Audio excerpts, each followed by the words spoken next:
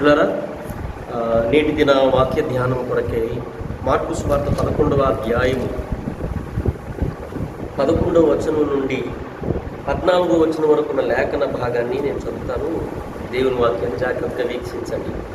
ఆయన యెరూషలేమునకు వచ్చి దేవాలయంలో ప్రవేశించి చుట్టూ సమస్తమును చూచి సాయంకాలమైనందున 12 మందితో కూడా బేతనీయకు వెళ్ళెను.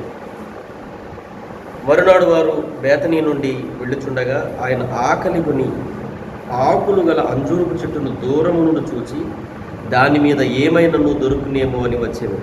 దాని యొద్దకు వచ్చి చూడగా ఆకులు తప్ప మరేమీ కనబడలేదు. ఏలయనగా అది అంజూరపు పండ్ల కాలం కాదు. అందుకు ఆయన ఇక మీదట ఎన్నటికి నీ పండ్లు ఎవరిని తినుకుందురుగాక అని చెప్పాను. ఇది ఆయన శిష్యులు వినిరి. 20వ వచనాన్ని కూడా చదువుతున్నాను. ప్రొద్దున వారు మార్గమును పోవచ్చుండగా ఆ అంజూరపు చెట్టు వ్రేళ్లు మొదలుకొని ఎండి ఉండటం చూచిరి. అప్పుడు పేతురు ఈ సంగతి జ్ఞాపకం తెచ్చుకొని, బోధకుడా, ఇదిగో నీవు శపించిన అంజూరపు చెట్టు ఎండిపోయినని ఆయనతో చెప్పాడు. ఇంత మటుకు ఈ పాఠంలో భాగాన్ని ధ్యానం చేద్దాం. దేవుని వాక్యాన్ని కొంచెం ఆలోచన చేస్తే, యేసుక్రీస్తు ప్రభువారు మట్టలాది వారం దినమందు యెరూషలేములోకి ప్రవేశించాడు. తర్వాత ప్రభువారు శుక్రవారం దినమందు ఆయన శిలువ మరణాన్ని పొందాడు, లేచాడు. ఇంత మటుకు మనం ధ్యానం చేస్తాం. అయితే ఇక్కడ ఒక ఆత్మీయ సంబంధమైన ఒక పాఠం కనబడతా ఉంది. ఆకులు కలిగిన ఒక అంజూరపు చెట్టు యేసుక్రీస్తు ప్రభువారు మార్గమును పోవచ్చుండగా శిష్యులతో కలిసి ఆ అంజూరపు చెట్టును ప్రభువు చూశాడట. చూచే టయానికి ప్రభువారు మిగులు ఆకలి కొని, చాలా ఆకలి కొని ఆ అంజూరపు చెట్టు వైపు చూసినప్పుడు ఒక్క అంజూరపు పండు కూడా ఆకులు తప్ప మరి ఏమీ కనబడలేదు అని దేవుని వాక్యంలో రాయబడింది.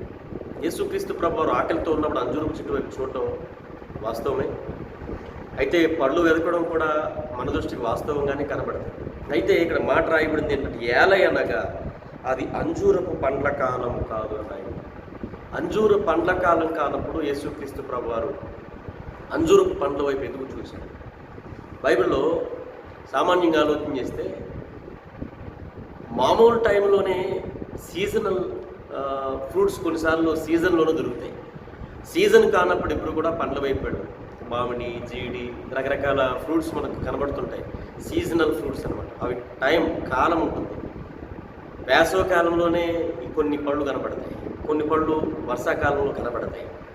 అంటే సీజనల్ ఫ్రూట్స్ అనేవి కొన్ని ఉంటాయి. ఇది అంజూరపు పండ్ల కాలంలో ఒక సీజన్ ఉంటుందండి.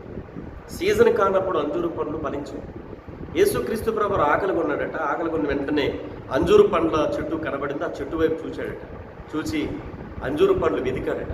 దేవుని వాక్యాన్ని కొంచెం జాగ్రత్తగా ఆలోచన చేస్తే, అంజూర పండ్ల కాలము కానప్పుడు ప్రభువు అంజూరు పండ్ల వైపు ఎందుకు చూచాడు? సామాన్యంగా ఆలోచన చేస్తే జ్ఞానం లేని మానవుడే, కొంచెం ఆ మాత్రం కామన్ సెన్స్ ఉన్న, కొద్దిగా కామన్ సెన్స్ ఉన్న మానవుడు కూడా అంజూరు పండ్ల కాలం కానప్పుడు, పండ్ల కాలం కానప్పుడు పళ్ళు ఏ చెట్టు మీద కూడా వెతకడండి. బైబిల్లో మరి దేవునిలో వెర్రితనం ఉందా? పౌలు చోట అంటాడు, 1 కొరింథీ పత్రిక 1వ అధ్యాయం దేవుని వాక్యంలో మనం జాగ్రత్తగా ఆలోచన చేస్తే ఇక్కడ చాలా విలువైన మాట కనబడతా ఉంది. 24వ వచనం, ఆయన యూదులకు ఆటంకముగాను అన్యజనులకు వెర్రితనముగాను ఉన్నాడు కానీ యూదులకేమి గ్రీసు దేశస్థులకేమి పిలువబడిన వారికే క్రీస్తు దేవుని శక్తియు దేవుని జ్ఞానమునై ఉన్నాడు. 25వ వచనం, దేవుని వెర్రితనము మనుష్య జ్ఞానము కంటే జ్ఞానము గలది, దేవుని బలహీనత మనుషుల బలము కంటే బలమైనది. ఇక్కడ అంటాడు, దేవునిలో వెర్రితనం ఉందా? అట్లా అనరాదు, అసలు అవకాశమే లేదు. ఒకవేళ ఉందని నీవు అనుకుంటే దేవుని వెర్రితనము మనుష్య జ్ఞానము కంటే జ్ఞానము గలదట. దేవుని బలహీనత, దేవునికి ఎక్కడుంది బలహీనత? ఆయన బలవంతుడు. ఒకవేళ నీవు అనుకుంటే దేవుడు బలహీనుడని, దేవుని యొక్క బలహీనత మనుష్య బలము కంటే బలము గలదట. ఎంత అద్భుతమైన మాట అండి. బలహీనుడైన మనిషి, వెర్రితనముతో నింపబడిన మనిషి కూడా అంజూరు పండ్ల కాలం కానప్పుడు అంజూరు పండ్ల వైపు చూడడు. ఎందుకు ఈ మాటలు నేను జ్ఞాపకం చేస్తున్నానంటే, దేవుడు అంజూర పండ్ల కాలం కానప్పుడు అంజూరపు చెట్టు వైపు చూచాడట. ఎందుకు చూచాడని ఆలోచన చేస్తే, దేవుడు ఏ పని చేసినా అందులో ఒక ఆత్మీయ అర్థం ఉంటుందండి. దేవుడు ఏ పని చేసినా అందులో ఒక లోతైన అనుభవం ఉంటుందండి. బైబిల్లో 2 విషయాలు మనం అర్థం చేసుకోవాలి. బైబిల్ అంతా రాయబడిన తీరి మనం గమనిస్తే కొన్ని విషయాలను అక్షరార్థం తీసుకోవాలి, కొన్ని విషయాల్లో యౌగికార్థం మాత్రమే కనబడుతుంది. అక్షరార్థం సంబంధమైన విషయాలలో అక్షరార్థమే తీసుకోవాలి, యౌగికార్థం సంబంధించిన విషయాలు యౌగికార్థం తీసుకోవాలి. బైబిల్ కొన్నిసార్లు అక్షరార్థం కనబడుతుంది, కొన్నిసార్లు ఒకే అట్ ద సేమ్ టైం యౌగికార్థం కూడా మనకు కనబడతా ఉంది. అక్షరార్థము యౌగికార్థము 2 సార్లు ఒకేసారి కనబడుతుంది. కొన్నిసార్లు కొన్ని పదాలలో అక్షరార్థం మాత్రమే తీసుకోవాలి. కీర్తనల గ్రంథం 6వ కీర్తన 6వ వచనాన్ని మనం జాగ్రత్తగా గమనిస్తే ఇక్కడ చాలా విలువైన విషయాన్ని భక్త దావీదు యొక్క అనుభవంలో మనం చూస్తూ ఉన్నాం. నేను మూలుగుచు 6వ వచనం 6:6 కీర్తన, నేను మూలుగుచు అలసి ఉన్నాను, ప్రతి రాత్రియు కన్నీరు విడుచుచు నా పరుపు తేలజేయుచున్నాను, నా కన్నీళ్ల చేత నా పడక కొట్టుకుని పోవుచున్నది అనే మాట ఇక్కడ దావీదు చెప్తా ఉన్నాడు. నేను మూలుగుచు అలసి ఉన్నాను, ప్రతి రాత్రియు కన్నీరు విడుచుచు నా పరుపు తేలజేయుచున్నాను. ఎలా పాసిబుల్ ఇది? దావీదు మూలుగుచు అలసిపోవడం అనేది పాసిబులే, కానీ ప్రతి రాత్రి కన్నీరు విడుచుచు నా పరుపు తేలజేయుచున్నాను. దావీదు కన్నుల్లోంచి ఎన్ని కన్నీళ్ళు వస్తే పరుపు తేలిపోతుంది? పరుపు తేలిపోవడానికి అవకాశం ఉందా? మనిషి యొక్క కళ్ళల్లో నుండి ఎంత కన్నీళ్లు కార్చినా మనం పడుకున్న పరుపు తేలిపోయే ఆస్కారం ఉందా? రెండో మాట అంటాడు, నా కన్నీళ్ల చేత నా పడక కొట్టుకొని పోచున్నది. కన్నీళ్ల చేత పడక కొట్టుకొని పోవడం అంటే పడక కొట్టుకొని పోయేంత కన్నీళ్లు దావీదు ఎక్కడ కార్చగలడు? అంటే బైబిల్ అవాస్తవం కాదు. బైబిల్లో దావీదు యొక్క ఆధ్యాత్మిక జీవిత అనుభవాన్ని చెప్తా ఉన్నాడు. అంత అలసట, అంత మూలుగులతో కూడిన కన్నీరు, అంత వేదన చెంది ప్రభు కోసం కారుస్తున్న కన్నీరు. 7వ వచనం అంటాడు, విచారము చేత నా కన్నులు గుంటలు పడుచున్నవి, నాకు బాధ కలిగించు వారి చేత అవి చివికి ఉన్నవి. అంటే దావీదు కన్నులు గుంటలు పడే ఎంతగా కన్నీళ్లు కారుస్తున్నానని కన్నీటి అనుభవాన్ని జ్ఞాపకం చేస్తా ఉన్నాడు. ఒక భక్తుడు జీవితాంతకాలము ఎన్ని కన్నీళ్లు కార్చగలడో, ప్రతిరోజు కన్నీళ్ళు విడిచిన ఎంత కన్నీళ్లు కార్చగలడో దావీదు యొక్క జీవిత అనుభవాన్ని ఆ విధంగానే చెప్తా ఉన్నాడు. మిగతా వాళ్ళు ఎవరికంటే నేను తక్కువ వాడిని కాదు. విచారం చేత నా కన్నులు గుంటలు పడుచున్నాయి, మూలుగుచు అలసిపోయి ఉన్నాను, ప్రతి రాత్రి కన్నీరు విడుస్తున్నాను, కన్నీళ్ల చేత నా పరుపు కొట్టుకొని పోయేంతగా అనే మాట జ్ఞాపకం చేస్తా ఉన్నాడు. ఇక్కడ యౌగికార్థం తీసుకోవాలి.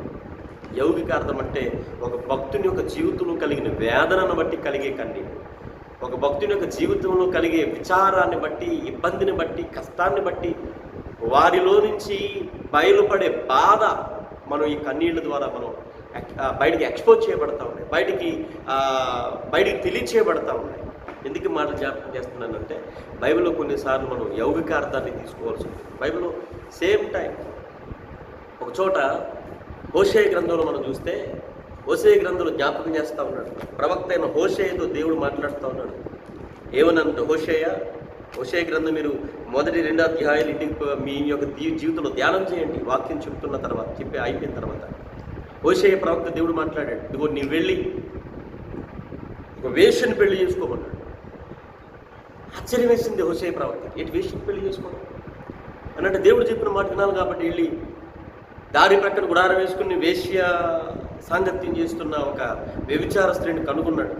ఆ వేశ్య సంబంధమైన ఆ స్త్రీని కనుగొని మనం చూస్తాం 2వ వచనం, మొదటి యెహోవా హోషేయ ద్వారా ఈ మాట సెలవిచ్చెను, జనుడు యెహోవాను విసర్జించి బహుగా వ్యభిచరించున్నారు కనుక నీవు పోయి వ్యభిచారం చేయ స్త్రీని పెండ్లాడి వ్యభిచారం వల్ల పుట్టిన పిల్లలను తీసుకొనుము అని ఆయన హోషేయకు ఆజ్ఞ ఇచ్చిన. కాబట్టి అతడు పోయి దిబ్లయీము కుమార్తె అయిన గోమేరును పెళ్లి చేసుకున్నాడు. ఇక్కడ జాగ్రత్తగా ఆలోచన చేస్తే దిబ్లయీము కుమార్తె అయిన గోమేరుని పెళ్లి చేసుకుంటాడు. దేవుడు చెప్తాడు హోషేయ ప్రవక్తను వెళ్ళి వేశ్యని పెళ్లి చేసుకోమన్నాడు.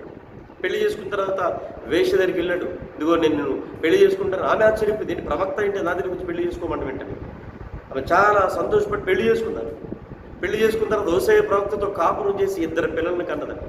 పిల్లల్ని కన్న తర్వాత మరలా ఆమె 2 పిల్లలను హోషేయ ప్రవక్తను విడిచిపెట్టి మరలా పోయి మరలా వ్యభిచారం చేయ మొదలుపెట్టింది. మరలా హోషేయతో దేవుడు మాట్లాడుతున్నాడు, మరలా వెళ్ళి నీ భార్యను మరలా ఆమెను తెచ్చుకొని ఆమెతో సంసారం చేయి, ఆమెతో కాపురం చేయి, ఆమెను భార్యగా స్వీకరించంటున్నాడు. ఇది ఎందుకు దేవుడు ఇలా రాయించాడు అంటే ఒక ప్రవక్త జీవితాన్ని అన్యాయం చేయడం అనుకుంటాం కొన్నిసార్లు. ప్రవక్తను ఎందుకు అన్యాయం చేయించి, ప్రవక్త దేవుడు మాట వింటాడు కాబట్టి, ప్రవక్తతో ఏదైనా చేయించే ఆ పవర్ దేవుడికి ఉంది కాబట్టి ప్రవక్త జీవితాన్ని అన్యాయం చేశాడు అనుకుంటాం కొన్నిసార్లు. కాదండి, ఇక్కడ ఒక హోషేయ ప్రవక్త జీవితం ద్వారా ఇశ్రాయేలు ప్రజలకు ఒక పాఠాన్ని నేర్పించిపోతా ఉన్నాడు. యౌగికార్థాన్ని తీసుకోగలిగితే ఇశ్రాయేలీలు జీవితాన్ని ఇక్కడ జ్ఞాపకం చేస్తూ ఉన్నాడు. బైబిల్లో వ్యభిచారం 2 రకాలు. ఒకటి శరీరాన్ని అపవిత్రపరుచుకోవడం, 2 ఆత్మను అపవిత్రపరుచుకోవడం.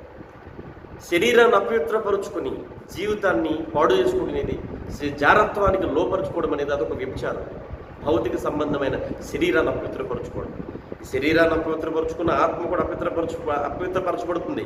శరీరంతో చేసే ఆ పాపం ఆత్మ కంటదని చెప్పే బుద్ధిహీనుడు కూడా ఉన్నాడు. విశాఖపట్నంలో పెద్ద నేను గొప్ప జ్ఞానవంతుడిని, నాకంటే తిరిగి లేదని ఒక దౌర్భాగ్యుడు ఒకడు ఉన్నాడు. వాడు చెప్తుంటాడు, శరీరంతో చేసే పాపం ఆత్మకు అంటది కాబట్టి శరీరంతో ఏం చేసినా పర్వాలేదని. వాడికి ఏం తెలియదు, ఎందుకంటే లేఖనాల్లో వాడికి సరైన అవగాహన లేదు కాబట్టి. శరీరంతో చేసే పాపము కూడా ఆత్మకు అంటుకుంటుంది. శరీరంతో చేసే మలినం ఆత్మను కూడా నిత్య నరకాగ్ని తీసుకొని పోతుంది. కాబట్టి అయితే శరీరాన్ని అపవిత్రపరుచుకునేదాన్ని జారత్వం అన్నారు, వ్యభిచారం అన్నారు. అయితే ఆత్మను అపవిత్రపరుచుకునే వ్యభిచారం కూడా ఉంది. అదేంటంటే ఒక్క దేవుని మనం ఆరాధించాలి. ఏకీ భగవాన్ అన్నారు, ఒక్కడే దేవుడు. నిజమైన దేవుడు ఎవరో, సత్యం ఎవరో, వాస్తవం ఎవరో తెలుసుకున్న ఒక్క దేవుడిని మనం అంగీకరించాలి. కానీ ఒక్క దేవుడిని విడిచిపెట్టి బహుదేవతారాధన చేయమని ప్రభు చెప్పలేదు కనుక, మనం సృష్టించిన వాడు సృష్టికర్త అయిన దేవుడు, ఆ సృష్టికర్తే నీకు భర్తే ఉన్న దేవుడు, నీకు ఒక్కడే కనుక, అలాగే నువ్వు ఒక దేవుడిని ఆరాధించాలి కనుక, ఒక దేవుడిని కాకుండా కనబడే ప్రతి ఒక్కరిని ఆరాధన చేస్తుంటే, దేవుళ్ళు కాని వారిని కూడా దేవుడిని ఆరాధన చేస్తుంటే, ఎవరెవరినో నీవు సృష్టించుకున్న వారిని కూడా నువ్వు ఆరాధన చేస్తూ నిజమైన సృష్టికర్తకు, నిజమైన దేవునికి మచ్చ తెచ్చేలా బ్రతుకుతూ నీ ఆత్మను అపవిత్రపరచుకోవడం కూడా ఆత్మీయ వ్యభిచారంతో చెప్పబడింది. ఇశ్రాయేలుతో దేవుడు చాలాసార్లు చెప్తారు, ఇదిగో పచ్చని ప్రతి చెట్టు కింద మీరు వ్యభిచరించారు అని. అంటే వారు చేసిన విగ్రహారాధన జ్ఞాపకం చేస్తూ ఉన్నాడు ప్రభు. వారు చేసిన బహుదేవతారాధన జ్ఞాపకం చేస్తూ ఉన్నాడు ప్రభు. ఎందుకు మరి జ్ఞాపకం చేస్తున్నాడంటే దేవుని వాక్యాన్ని కొంచెం జాగ్రత్తగా ఆలోచన చేయండి. ఇక్కడ హోషేయ ప్రవక్త జీవితం ద్వారా దేవుడు జ్ఞాపకం చేస్తున్న యౌగికార్థం అనగా ఇశ్రాయేలీలు మనస్సును అపవిత్రపరుచుకున్నారు, ఇశ్రాయేలీలు ఆత్మీయ జీవితంలో అపవిత్రులుగా మార్చబడ్డారు, మనస్సును వారు వ్యభిచరించారు అనే మాటలు చాలా సందర్భాల్లో బైబిల్లో మనం చూస్తూ ఉన్నాం. అందుకే ఈ మాటల గురించి ఆలోచన చేస్తే, ఒకటి అక్షరార్థంగా బైబిల్ మనకి చాలాసార్లు మనతో మాట్లాడుతుంది, 2 యౌగికార్థం ద్వారా దేవుడు మనతో మాట్లాడుతుంటారు. అయితే ఆకులు కలిగిన అంజూరపు చెట్టు యొక్క అంశాన్ని గురించి ఆలోచన చేస్తే, అంజూరపు చెట్టును దేవుడు ఎందుకు శపించేశాడు? అది పండ్ల కాలం కానప్పుడు కూడా ఆలోచన చేస్తే దేవుని వాక్యంలో కొన్ని మాటలు మీకు జ్ఞాపకం చేయాలని ఆశపడతా ఉన్నాను. ఆ అంజూరపు చెట్టు ఎవరో కాదు, ఆ అంజూరపు చెట్టు ఆత్మీయంగా క్రైస్తవ జీవితాన్ని సూచిస్తూ ఉంది. లూకాసు వార్త 13వ అధ్యాయం 6 నుంచి 9 వచనాలలో ఉన్న లేఖనాలని మనం ఆలోచన చేస్తే, లూకాసు వార్త 13వ అధ్యాయము 6 నుంచి 9 వచనాలు మనం జాగ్రత్తగా గమనిస్తే ఈ మాటలు మనకు కనబడుతూ ఉన్నాయి. నేను జ్ఞాపకం చేస్తూ ఉన్నాను. మరియు ఆయన వారితో ఉపమానం చెప్పెను, ఒక మనుషుని ద్రాక్ష తోటలో అంజూరపు చెట్టు ఒకటి నాటబడి ఉండెను. అతడు దాని పండ్లు వెదక వచ్చినప్పుడు ఏమీ దొరకలేదు గనుక అతడు, ఇదిగో 3 ఏండ్ల నుండి నేను ఈ అంజూరపు చెట్టును పండ్ల వెదక వచ్చుచున్నాను కానీ ఏమీ దొరకలేదు, దీనిని నరికి వేయము, దీనివల్ల ఈ భూమి ఏల వ్యర్థమైపోవాలని ద్రాక్ష తోట మాలితో చెప్పాను. అయితే వాడు, అయ్యా నేను ఈ దాని చుట్టూ త్రవ్వి ఎరువు వేయమట్టుకు ఈ సంవత్సరం కూడా ఉండనిమ్ము, అది ఫలించినా సరి, లేని ఎడల నరికి వేయమని అతనితో చెప్పాను. ఇక్కడ జాగ్రత్తగా ఆలోచన చేయాల్సి వస్తే ఇక్కడ చెప్తా ఉన్నాడు, ఒక మనుషునికి ద్రాక్ష తోట ఉంది అనగా ఈ మనుషుడు దేవునికి కంపేర్ చేసుకోవచ్చు, దేవునితో మనం పోల్చుకోవచ్చు. ఒక మనుషునికి ద్రాక్ష తోట ఉంది. ద్రాక్ష తోట అంటే సంఘాన్ని చూసేటప్పుడు, లేదా ఇశ్రాయేలీల యొక్క జాతిని చూసేటప్పుడు, యూదా జనాంగాన్ని చూసేటప్పుడు ద్రాక్షావనంతో దేవుడు పోల్చాడు. ద్రాక్షావనాన్ని కంపేర్ చేశాడు, ద్రాక్ష తోట అన్నాడు. అంటే మొత్తం ఆయన చూసేటప్పుడు ద్రాక్షావనంతో పోలుస్తూ ఉన్నాడు. ఒక వ్యక్తిని పర్టికులర్గా చూస్తున్నప్పుడు అంజూరపు చెట్టుతో పోలుస్తూ ఉన్నాడు. అంటే బైబిల్లో ఇంకొక సందర్భంలో ఇశ్రాయేలు జాతిని అంజూరపు చెట్టుతో పోల్చాడు. ఎందుకంటే రాకడ సంబంధించిన విషయాలలో అంజూరపు చెట్టు వసంతకాలం వచ్చినప్పుడు అంజూరపు చెట్టుకు చిగుర్చును అంటాడు కదా. అది ఇశ్రాయేలు యొక్క కడవరి దినాల్లో చిగురించే, కడవరి దినాల్లో వారు ఒక నేషన్గా కూడుకొని దేవుని కొరకు ఫలించే జీవితాన్ని సూచిస్తూ ఉంది. అయితే ఈ సందర్భం గురించి ఆలోచన చేస్తే సంఘాన్ని మొత్తం చూసేటప్పుడు, టోటల్ సంఘాన్ని చూసేటప్పుడు దేవుడు ద్రాక్ష తోటతో కంపేర్ చేశాడు. ద్రాక్ష తోటతో ఆయన పోల్చాడు. కానీ ఒక విశ్వాసిని పర్టికులర్గా చూస్తున్నప్పుడు, ఒక విశ్వాసిని ఐడెంటిఫై చేస్తున్నప్పుడు, ఒక విశ్వాసి జీవితాన్ని పర్టికులర్గా చూస్తున్నప్పుడు ఆయన అంజూరపు చెట్టుతో ఆయన కంపేర్ చేయడం మనం చూస్తూ ఉన్నాం. అంటే టోటల్ సంఘం ద్రాక్ష తోటే, కానీ ఒక్క విశ్వాస దగ్గరకు వచ్చేసరికి దేవుడు అంజూరపు చెట్టు అన్నాడు. అందుకే అంజూరపు చెట్టును ఆయన ఎందుకు పోలుస్తూ ఉన్నాడంటే, ఈ అంజూరపు చెట్టు ఎవరో కాదు, ద్రాక్ష తోట అనబడిన సంఘంలో అంజూరపు చెట్టు క్రైస్తవులమైన నీవు నేనే. చాలామంది ఈ విషయాల గురించి రకరకాల భిన్నవాదనలు చేశారు. ఆకులు ఉన్నాయంటే పండ్లు ఉండాలి కాదు, కాబట్టి ఆకులు ఉన్నాయి కాబట్టి పళ్ళు లేవు కాబట్టి చెప్పించారని, అదంతా రకరకాల బోధ. అవి పక్కన పెట్టండి. ఆలోచన చేస్తే దేవుడికి ఒక ఆత్మీయ పాఠాన్ని నేర్పించడానికి ఈ విషయాన్ని ఇక్కడ జ్ఞాపకం చేస్తా ఉన్నాడు. దేవునికి అంత జ్ఞానం లేక కాదు, ఆయన వెర్రివాడు అని అనుకుంటే ఆయన వెర్రితనం మనుషు జ్ఞానం కంటే జ్ఞానం అంటాడు పౌలు. దేవుడు బలహీనుడు అనుకుంటున్నావేమో, దేవుని బలహీనత మనుష్య బలము కంటే బలము గలదన్నాడు కదండి, మనం చదువుకున్నాం. ఎందుకనంటే దేవుడు బలహీనుడు కాడు, దేవుడిలో వెర్రితనం కూడా లేదు. కానీ ఆలోచన చేస్తే దేవుడు ఇక్కడ ఒక యౌగికార్థాన్ని జ్ఞాపకం చేస్తూ ఒక ఆత్మీయ పాఠాన్ని నేర్పిస్తూ ఉన్నాడు. విశ్వాసి అంజూరపు చెట్టుతో పోల్చబడ్డాడు. ఆ విశ్వాసి అంజూరపు చెట్టుతో పోల్చబడినప్పుడు అంజూరపు చెట్టుకు అది పంటకాలం కాకపోయినా దాన్ని ఎలా ఫలించాలని దేవుడు కోరుకున్నాడో, విశ్వాసి కూడా ఈ లోకంలో ఫలించడానికి పండ్లకాలం కాదు. కాబట్టి పండ్ల కాలం కాకపోయినా మనం ఫలించాలి. కాబట్టి సంఘమంతటిని చూసేటప్పుడు ద్రాక్షావనం అన్నాడు, ఒక్క విశ్వాసిని ఆయన చూస్తున్నప్పుడు అంజూరపు చెట్టు అన్నాడు. మరొక విషయం కూడా మీకు చూపించాలని ఆశపడతా ఉన్నాను. యెషయా ప్రవచన గ్రంథము 5వ అధ్యాయము 1వ వచనం నుండి మనం జాగ్రత్తగా చదవగలిగితే అక్కడ అంటాడు, నా ప్రియుని గూర్చి నేను పాడెదను వినుడి, ప్రియుని గూర్చి పాడెదను వినుడి, అతని ద్రాక్ష తోటను బట్టి నాకు ఇష్టడైన వాడిని గూర్చి పాడెదను వినుడి అంటాడు. ప్రియునికి ద్రాక్ష తోట ఒకటి ఉంది. ఆ ద్రాక్ష తోటను కూర్చి అక్కడ జ్ఞాపకం చేస్తూ ఉన్నాడు. అంటే అక్కడ కిందని జ్ఞాపకం చేస్తూ 7వ వచనంలో అంటాడు, ఇశ్రాయేలు వంశము సైన్యములకు అధిపతిగా యెహోవా ద్రాక్ష తోట, యూదా మనుషులు ఆయనకి ఇష్టమైన వనము. అంటే ద్రాక్ష తోట ఇశ్రాయేలీలతోనూ యూదా మనుషులతోనూ దేవుడు పోలుస్తూ ఉన్నాడు. ఇక్కడ కూడా ద్రాక్ష తోటలో అంజూరపు చెట్టు. విచిత్రం కదా. అంటే ద్రాక్ష తోట అనేది దేవుని సంఘంతో మనం పోల్చుకోగలిగితే, ద్రాక్ష తోట దేవుని సంఘానికి పోలికైతే, విశ్వాసి ద్రాక్ష తోటలో ఉన్న అంజూరపు చెట్టుతో పోల్చబడ్డాడు. సంఘమంతటిని చూసేటప్పుడు ద్రాక్షావనంలా చూస్తూ ఉన్నాడు. కానీ విశ్వాసం చూసేసరికి ఆ ద్రాక్ష తోటలో అంజూరపు చెట్టులో దేవుడు చూస్తూ ఉన్నాడు. ఆ అంజూరపు చెట్టు పండ్లకాలం కాకపోయినా ఫలించాలని కోరుకున్నాడు, ఫలించకపోయేసరికి శపించాడు. అక్కడ మనకి దేవుడు నేర్పిస్తున్న యౌగికార్థము, ఆత్మీయ పాఠం ఏంటో తెలుసా? ఆ అంజూరపు చెట్టు మనమే అయితే పండ్లకాలము కాకపోయినా అంజూరపు చెట్టు ఫలించాలని దేవుడు అలా కోరుకున్నాడు. ఈ లోకములో క్రైస్తవుడు ఫలించడానికి ఇది పండ్లకాలం కాదు, ఇది అకాలము కాలం కాదు. అయినా క్రైస్తవుడు పండ్ల కాలం కానప్పుడు అకాలమందు కూడా మనం ఫలించాలన్నదే దేవుడు కోరుకుంటా ఉన్నాడు. ఈరోజు క్రైస్తవుడు ఫలించడానికి పండకాలం కాదు పిల్లరా. ఎందుకనంటే దేవుని వాక్యం జ్ఞాపకం చేస్తూ ఉంది, ఇది పండకాలం కాదు. అయినా దేవుడు ఫలించాలని కోరుకుంటా ఉన్నాడు. జాగ్రత్తగా మనం ఆలోచన చేస్తే, ఆ చెట్టుని గురించి మనం ఆలోచన చేస్తే, ఆ చెట్టు ఎక్కడుందో తెలుసా? ఆ చెట్టు ఎక్కడుంది? దారి ప్రక్కనుంది. దారి ప్రక్కనున్న అంజూరపు చెట్టు అని రాయబడింది.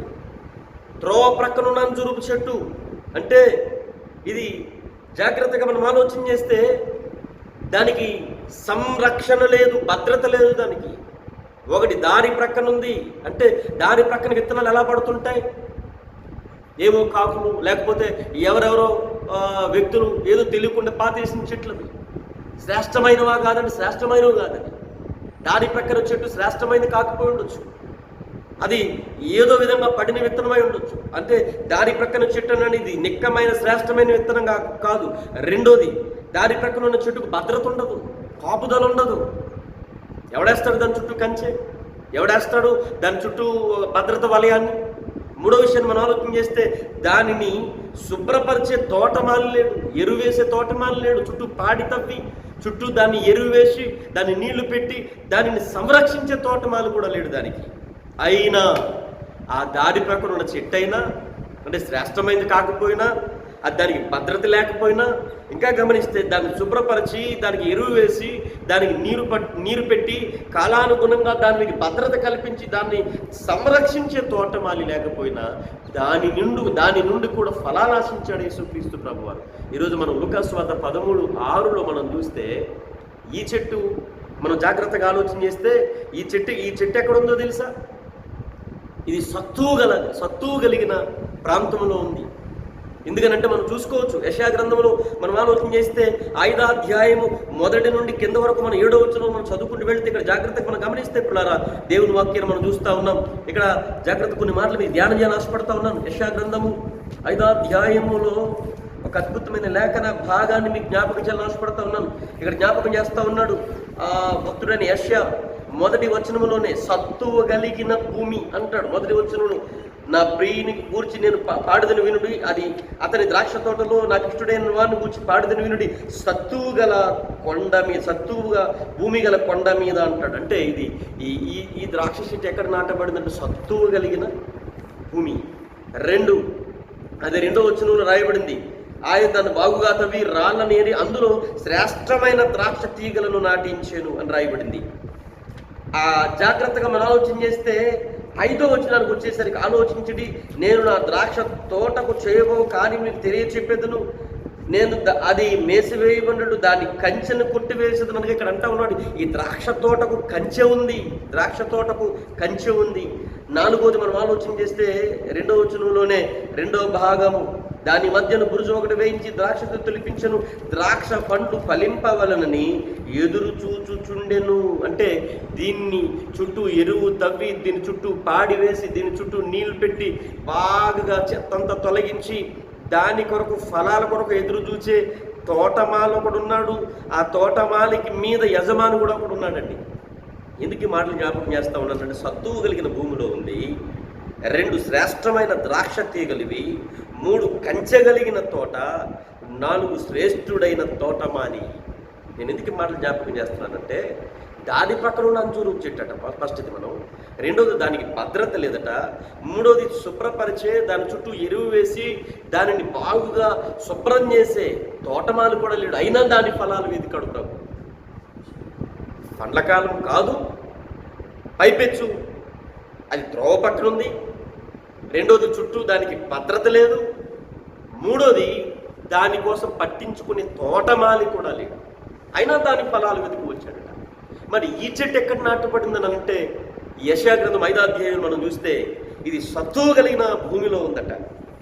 ఆ తర్వాత ఈ చెట్లు ఎలాంటివి అంటే, ఏదో దారి ప్రక్కన పడిన విత్తనాలు లాంటివి కాదు, శ్రేష్టమైన ద్రాక్ష తీగలట.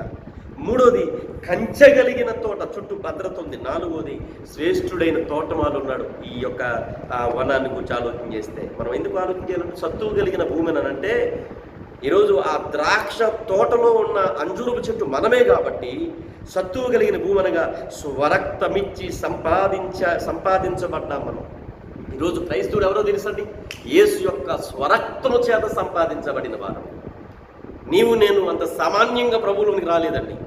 నీవు నేను రక్షణ పొందడానికి చక్కల చరాచర జీవరాశులను మాట చేత సృష్టించి, మాట చేత వాటిని కలుగజేసి, వాటిని పోషిస్తూ ప్రళయకాలంలో తిరిగి తనలో కలిపేసుకుని విశ్వ సృష్టికర్త అయిన దేవదేవుడే, నాద బ్రహ్మమైన దేవుడే, ఆయనే రక్త మాంసాల దేహాన్ని ధరించుకొని మన కొరకు భువనాభిలో పుట్టి, భూమి నడిగొడ్డిన పుట్టి, ఆయన మన కొరకు కలువరి సిలువలో మరణించి, ఆయన పుణ్య రక్తాన్ని కార్చి ఆ రక్తము ద్వారా మనలో కొన్నాడట. ఎంత అద్భుతమండి! అంటే శ్రేష్టమైన రక్తము చేత కొనబడిన వారము. దీన్ని గురించి మనం చెప్పొచ్చు, సత్తువ కలిగిన భూమి, సత్తువ కలిగిన భూమి. యేసుక్రీస్తు సంఘం మీద ఎంతోమంది దాడి చేశారండి. ఎంతోమంది సంఘాలను బీడు భూములుగా మార్చేయాలనుకున్నారు, ఎంతోమంది సంఘాలను నిర్వీర్యం చేయాలనుకున్నారు. కానీ సంఘము జోలికి వచ్చిన వారందరూ నిర్వీర్యం అయిపోయారు. కానీ సంఘం ఇంకా సత్తువు కలిగే ఉంది. ఎందుకనంటే దీనికింత సారం రావడానికి, దీనికింత గొప్పతనం రావడానికి ఈ యొక్క సంఘము సత్తువు కలిగింది, శ్రేష్టమైన రక్తము చేత కొనబడింది. 2వది శ్రేష్టమైన ద్రాక్ష తీగలు. అంటే ఏరి కోరి తెచ్చి నాటబడ్డాం మనం. లోకంలో కోట్ల మంది మనుషులు ఉన్నారండి. లోకంలో ఎంతోమంది గనులు, గొప్పవారు, పేరు ప్రఖ్యాతులు కలిగిన వారు ఎందరో ఉన్నారు. కొరింథీ పత్రికలో పౌలు చెప్పినట్లుగా బలవంతులను సిగ్గుపరచడానికి, జ్ఞానవంతులను సిగ్గుపరచడానికి అని జ్ఞాపకం చేస్తూ అక్కడంటాడు, ఇదిగో వెర్రి వారిని, బలహీనులను, జ్ఞానము లేని వారిని, ఏ శరీరయు అతిశయింపకున్నట్లు ఆయన గొప్ప వంశంలో నుండి తేలేదట అనేకులని. కొద్దిమంది వచ్చారు గొప్ప వంశంలో నుండి. లోకరీత్యా బలహీనులైన వారిని దేవుడు బలపరిచాడు. ఏరి కోరి తెచ్చి ఆయన మనల్ని శ్రేష్టమైన విత్తనాలుగా, శ్రేష్టమైన తీగలుగా దేవుని సంఘములో మనం నాటాడు. మూడో విషయం, మనం అధ్యాయంలో దోచు కంచె కలిగిన తోట. కంచె కలిగిన తోట అంటే దేవుని కాపుదల కలిగింది సంఘం. ఈ సంఘము సత్తువు కలిగింది. రెండు, ఈ సంఘములో నాటబడిన ద్రాక్ష తీగలన్నీ కూడా శ్రేష్టమైనవి. మూడోది, ఈ సంఘాన్ని గురించి మనం ఆలోచన చేస్తే సంఘములో కాపుదల ఉంది. ఎందుకనంటే కంచె కలిగిన తోట. ఈరోజు పురారా చాలాసార్లు మనం ఆలోచన చేస్తూ ఉన్నాం, ఈ కరోనా వైరస్ వలన, లేకపోతే రకరకాల వైరస్ వలన క్రైస్తవులకి కీడు కలగదా, క్రైస్తవులు కష్టపడరా, క్రైస్తవులకి ఇబ్బంది రాదా, క్రైస్తవులు నష్టపోరా అని నేను అంటా ఉన్నాను. క్రైస్తవులు కూడా కష్టం వస్తుందండి, క్రైస్తవులు కూడా బాధ వస్తుందండి, క్రైస్తవులు కూడా లోకరీత్యా కష్టాలు, శ్రమలు, బాధలు, ఇబ్బందులు అనుభవిస్తారండి. అయితే ఒక్క మాట వాస్తవం, దేవుని సెలవు లేకుండా యేసుప్రభు చెప్పాడు, మీ తల వెంట్రుకు కూడా నేల రాలదని. మీ తల వెంట్రుకు నలుపు కానీ తెలుపు కానీ ఒకడు తన సొంత జ్ఞానంతో చేయలేడు, సొంత బలంతో చేయలేడని. దైవ చిత్తము చేత ఏదైనా జరుగుతుందండి. అందుకే దైవ చిత్తాన్ని బట్టే ఏదైనా జరుగుతూ ఒక క్రైస్తవుడు కూలాలన్నా, ఒక క్రైస్తవుడు ఒకవేళ నిలవబెట్టబడాలన్నా అది దైవాధీనం. అయితే ఒక మాట వాస్తవము, మనం కంచె కలిగిన తోటలో ఉన్నాం. సంఘానికి దేవుడు కంచె వేశాడండి.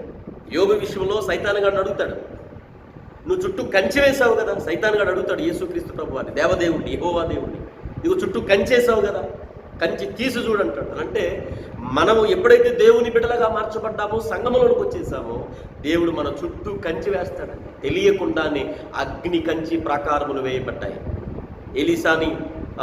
ఎలీసా ఇశ్రాయేలుల మీదకి రాబోయే ఆ యుద్ధాన్ని గురించి, ఆ శత్రురాజు యొక్క పన్నాగాలను గురించి ముందే చెప్పేయడం చూసి ఎలీసాను పట్టుకోవడానికి సైన్యం వస్తుంది. ఆ సందర్భంలో చుట్టూ తెల్లవారేసరికి వారందరూ కూడా మాటుగాండ్రలాగా చుట్టూ మూగబోయి చుట్టూ పట్టణాన్ని ముట్టడేసేస్తే ఎలీసా శిష్యులు ఒకడు బయటకు వచ్చి, అయ్యా చుట్టూ కూడా సైన్యాలు మోహరించేసే మనం తప్పించుకునేమనంటే అప్పుడంటాడు, ఇదిగో నీవు కనబడుతున్న సైన్యాలు వాళ్ళే, మన చుట్టూ ఉన్న సైన్యాలు చూడంటాడండి. అగ్ని గుర్రములు, అగ్ని రథాలు ఉంటాయండి ఎలీసా చుట్టూ. అంటే కనబడకుండా దేవుని యొక్క కంచె మన చుట్టూ ఉంది. మనం కంచె కలిగిన తోటలోకి వచ్చేసాం. ఈరోజు మన చుట్టూ భద్రత ఉంది. బైబిల్లో ప్రభు అందుకే చెప్పాడు, నీ ప్రక్కన 1000 మంది పడినా, కుడి ప్రక్కన 10,000 మంది కూలినా అపాయం నీ యొద్దకు రాదని ప్రభు చెప్పాడు. భద్రత మనం పాటించాలి, కేర్ఫుల్గా ఉండాలి, నియమ నిబంధనలు మనము కూడా అనుసరించాలి. అయితే ఒక మాట మాత్రం వాస్తవం, దైవ చిత్తం లేకుండా ఏది జరగదు కనుక, దేవుడు మన చుట్టూ కంచె వేశాడు కనుక అంత ఈజీగా దైవ చిత్తం లేకుండా శత్రువు మనం ముట్టడానికి అవకాశం లేదు. మనం కంచె కలిగిన తోటలో, కంచె కలిగిన సంఘంలో మనం ఉన్నామండి. 4వది, శ్రేష్ఠుడైన తోటమాలి. సంబంధమైన దైవ వర్తమానం, మర్మాల విషయంలో బోధ చేసే దైవ సేవకుల సంరక్షణలో మనం ఉన్నాం. ఈరోజు ఆలోచన చేయండి, దారి ప్రక్కన అంజూరు చెట్టుని ఆయన విడిచిపెట్టలేదు ఫలించకపోతే. దారి ప్రక్కన ఉండడం మాత్రమే కాదు, కంచె లేదు దానికి, అయినా దాన్ని ఫలించాలని కోరుకున్నాడు. తోటమాలి లేడు, అయినా దాన్ని ఫలించాలని దేవుడు ప్రభు ఆశించాడు, ఆలోచించాడు. కానీ ఈరోజు మనం ఎక్కడున్నామో తెలుసా? దారి ప్రక్కన ఉన్న అంజూరు చెట్లం కాదు మనం, లేకపోతే తోటమాలి లేక, కంచె లేక, కాపుదల లేకుండే ఆ అంజూరు చెట్లులా మనం లేవు. దాన్నే ప్రభు విడిచిపెట్టలేదు, దాని నుంచి ఫలాలు ఆశించాడనంటే ఈరోజు మనం ఎక్కడున్నామో తెలుసు? సత్తువు కలిగిన సంఘంలో ఉన్నాం. శ్రేష్టమైన ద్రాక్ష తీగలుగా ప్రభు మనల్ని నాటాడు. కంచె కలిగిన తోట, కంచె కలిగిన సంఘంలో దేవుడు మనల్ని, కాపుదల కలిగిన సంఘంలో దేవుడు మనల్ని ఉంచాడు. శ్రేష్ఠుడైన తోటమాలి సంరక్షణలో దేవుడు మనల్ని పెట్టాడు. తోటమాలి అంటే దేవుని సేవకుడు. నీకు బోధ చేస్తున్న తోటమాలి శ్రేష్ఠుడే, చాలా శ్రేష్ఠుడే. ఎందుకని ఆలోచన చేస్తే ఈరోజు సేవకులను సామాన్యంగా ఎంచాల్సిన, చాలామంది సేవకులు ఉండొచ్చు, సేవకులను పేరు పెట్టుకుంటూ సరైన వాక్యాలు లేకుండా బైబిల్ పట్టుకుని బ్రతుకు తీరు కోసం వచ్చేవాళ్ళు చాలామంది ఉండొచ్చు. కానీ వారిని బట్టి మిగతా సేవకులను ఎవరు కూడా తక్కువ అంచనా వేయద్దు. మీరు కోట్ల మంది సేవకులు, లక్షల మంది సేవకులు వ్యయ ప్రయాసాలకు వచ్చి దేవుని కోసం పరిచయం చేస్తే వారు అందరూ ఉన్నారు. కబుర్లు చెప్పుకుని బతికే వాళ్ళు కూడా చాలామంది ఉన్నారు. బ్రతుకు తీరువు కాదు సేవ అంటే, దేవుని కోసం ప్రాణం ఇవ్వడం సేవ. ఎందుకు ఈ మాటలు జ్ఞాపకం చేస్తున్నానంటే, అందుకే తోటమాలి శ్రేష్ఠుడైన తోటమాలి ప్రతిరోజు కూడా దాని చుట్టూ తవ్వి ఎరువు వేసి అది ఫలించాలని, దాని ఫలాలు యజమానికి అందించాలని ఎదురు చూసే శ్రేష్ఠుడైన తోటమాలి సంరక్షణలో మనం ఉన్నామండి. ఎందుకంటే తోటమాలి మంచుడు కాకపోతే ఏ చెట్టు కూడా ఫలించదండి. తోటమాలి మంచుడైనప్పుడే ఆ చెట్టుకి జాగ్రత్తగా ఎరువు వేస్తాడు, మంచి ఎరువు వేస్తాడు, దాన్ని సంరక్షిస్తాడు. అందుకే సేవకుడు ఎప్పుడు కూడా ఏది పడితే అది టీచ్ చేసేయకూడదు. ఏదో 4 మాటలు నేర్చేసుకుని బైబిల్ చేతితో పట్టుకున్నాం కాబట్టి ఏదో బతికెత్తనం అనుకునే వాళ్ళు కదా సేవకులు. అలాంటి సేవకులు చాలామంది ఉన్నారు. కానీ వాళ్ళను గురించి కదా నేను చెప్పేది. నిజమైన తోటమాలి లక్షణాలను గురించి, అసలు సేవకుడు అనేవాడు ఏం టీచ్ చేయాలి, సంఘానికి ఎలాంటి ఆహారం పెట్టాలి, సంఘానికి ఎలాంటి దైవ వాక్యం చేత సంఘాన్ని సంరక్షించాలి, ఎవరిని శ్రేష్టమైన తోటమాలని చెప్పుకోవచ్చని ఆలోచన చేస్తే కొరింథీ పత్రికలో పౌలు భక్తుడు దేవుని సేవకుల యొక్క ఔన్నత్యాన్ని జ్ఞాపకం చేశాడు. 1 కొరింథీ పత్రిక 4వ అధ్యాయం 1వ వచనం, ఈలాగున క్రీస్తు సేవకులమనియు దేవుని మర్మముల విషయములో గృహ నిర్వాహకులమనియు ప్రతి మనుషుడు మమ్మను భావింపవలెను. ఎంత అద్భుతమైన మాట అండి. ఈలాగున క్రీస్తు సేవకులమని ఎలాగున అని అంటే ఇక్కడ చెప్తా ఉన్నాడు, దేవుని మర్మముల విషయములో గృహ నిర్వాహకులమనియు. అసలు మేము ఎందుకు దేవుని సేవకులం, ఈలాగున మేము ఎందుకు సేవకులం, ఎందుకు మేము దేవుని గృహ నిర్వాహకత్వ పరిచర్య జరిగిస్తున్నాం అని మీరు మమ్మల్ని ఎంచాలనుకుంటే మర్మాల విషయములు అంటాడండి. సేవకుడు ఏం చెప్పినా ఏదో ఒక లోతైన ఉన్నత అనుభవాన్ని జ్ఞాపకం చేయాలి, ఏదో ఒక ఉన్నతమైన ఆత్మీయ పాఠాన్ని నేర్పించాలి. సంఘానికి దైవ వాక్యంలో దేవుడు రహస్యంలో దాయబడిన నిధులను బయటకు తెచ్చినట్లుగా దేవుడు లోపలి పొరల్లో దేవుడు మన కొరకు దాచి ఉంచిన ఆ దైవ వాక్యాన్ని దేవుని సంఘానికి బోధించాలంటే ముందు వీడికి బైబిల్ చదివే అనుభవం ఉండాలి, బైబిల్ చదివి దైవ జ్ఞానాన్ని టీచ్ చేసే అనుభవం ఉండాలి. చాలామంది ఒక్కసారి కూడా దేవుని వాక్యాన్ని కంప్లీట్ చేయకుండా సేవ చేసే దుర్భర వ్యక్తులు కూడా చాలామంది లోపల ఉన్నారండి. బైబిల్ ఒక్కసారి కూడా చదవలేనాడు. నేను విన్నాను కొద్దిమంది గురించి, ఎందుకు వచ్చావు సేవకనంటే ఏదో అలాగా నువ్వు వచ్చేసావు తర్వాత వెనక్కి వెళ్ళలేకపోతే సేవ చేసేస్తావు. కొంతమంది ఏడు తెలుసా, సేవకుడు అనిపించుకోవడానికి ప్రతిరోజు ప్రయత్నం చేస్తూ ఉన్నాడు. సమాజం చేత ఐడెంటిఫై చేయబడాలని, మనుషుల చేత సేవకులుగా పిలువబడాలి, గొప్ప సేవకుడు అనిపించుకోవడం కోసం భౌతికంగా ఏదో రకరకాల జిమ్మిక్కులు చేస్తూ ఉన్నారు, మ్యాజిక్లు చేస్తూ ఉన్నారు. మనుషులు మమ్మల్ని గొప్ప సేవకులు అనుకోవాలని చెప్పేసి ఏదో ప్రయత్నాలు చేస్తూ ఉన్నారు. ఒకవేళ నువ్వు చేసే ప్రయత్నాల వల్ల మనుషులు గొప్ప సేవకులు అనుకోవచ్చు, కానీ నీ దగ్గరున్న ఆ కొద్ది మంది 5గురో 10 మందో ఎంతమందో వాళ్ళు ఫలించడానికి అవకాశం లేదు. ఎందుకో తెలుసా, ముందు నువ్వే సేవకుడు కాదు, నువ్వే ముందు దేవుని పరిచర్య చేయడానికి యోగ్యుడు కాదు. ఎందుకనంటే సేవకుని గురించి పౌలు ఇక్కడ జ్ఞాపకం చేస్తాడు, మర్మముల విషయమై మేము దేవుని యొక్క గృహ నిర్వాహకులము.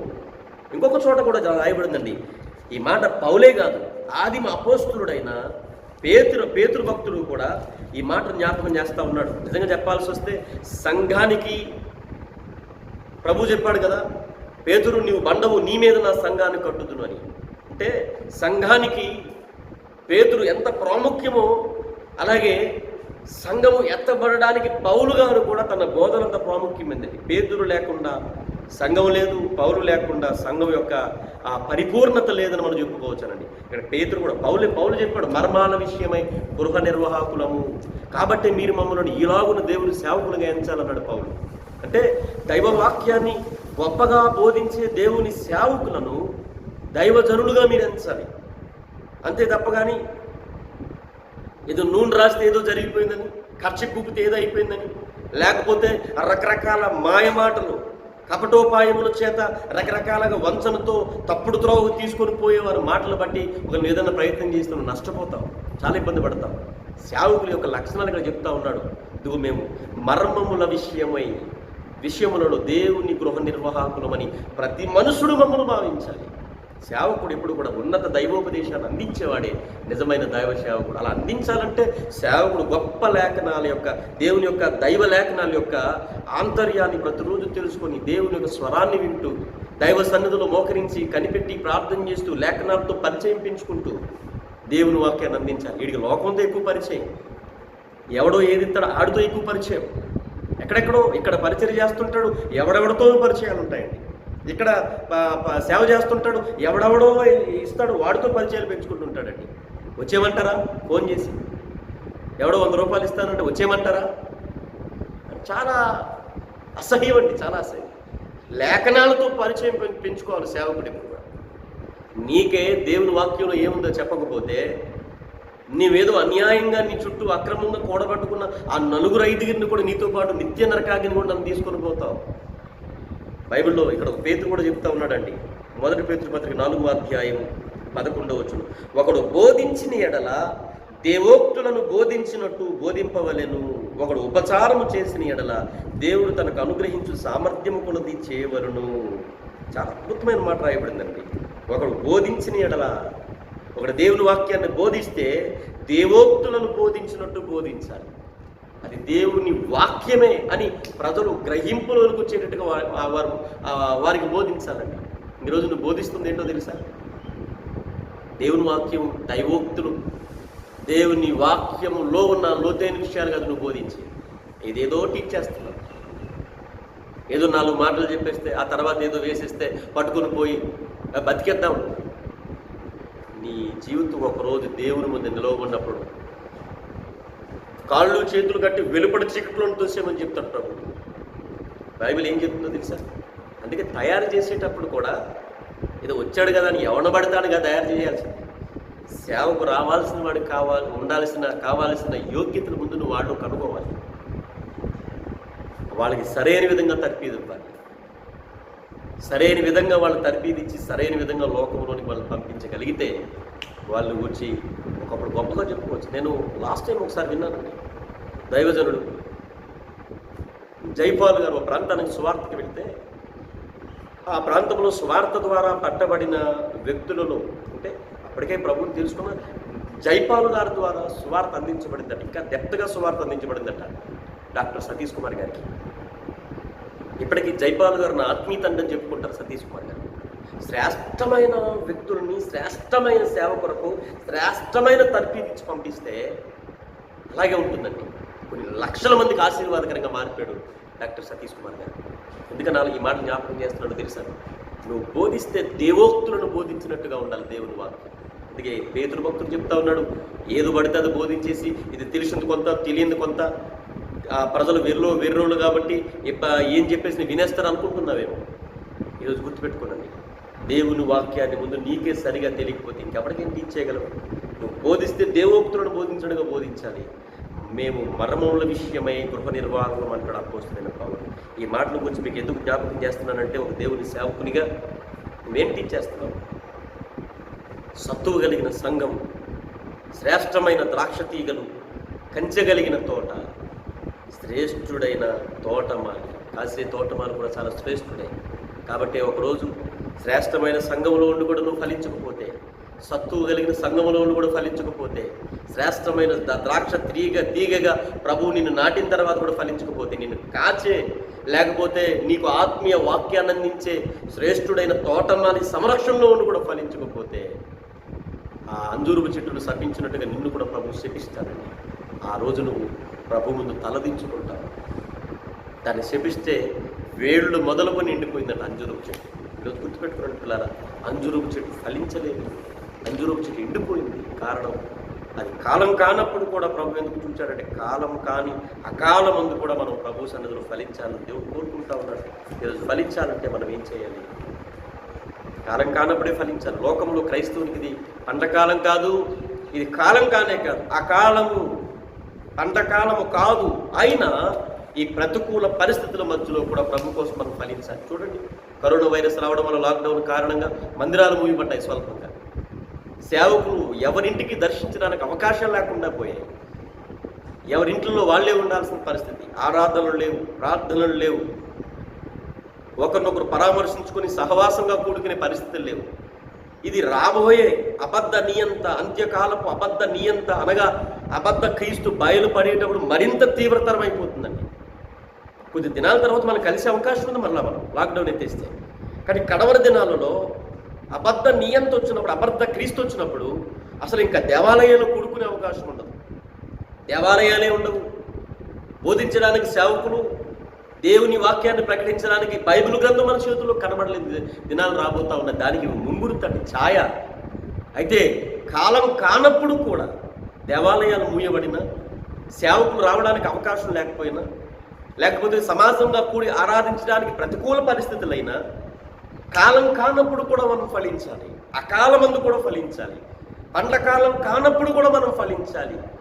ఆ ఫలాలను వెతకడానికే ప్రభు ఈ భూమి మీదకి మరలా రాబోతున్నాడండి. ఈ భూమి మీదకి మరలా రాబోతున్నాడు. ఎందుకు ఈ మాటలు జ్ఞాపకం చేస్తున్నానంటే, ఆయన పండ్లను వెతకవచ్చే యజమానుడు ఆయన. కాలం కానప్పుడు అంజూరపు చెట్టు వైపు చూసి పండ్లు ఎలా వెతుకుతున్నాడో, అకాలమందు ప్రతికూల పరిస్థితుల మధ్యలో కూడా ప్రభువు కోసం ఫలించాలన్నదే దేవుని యొక్క ఉద్దేశం. దేవుని యొక్క ఉద్దేశం.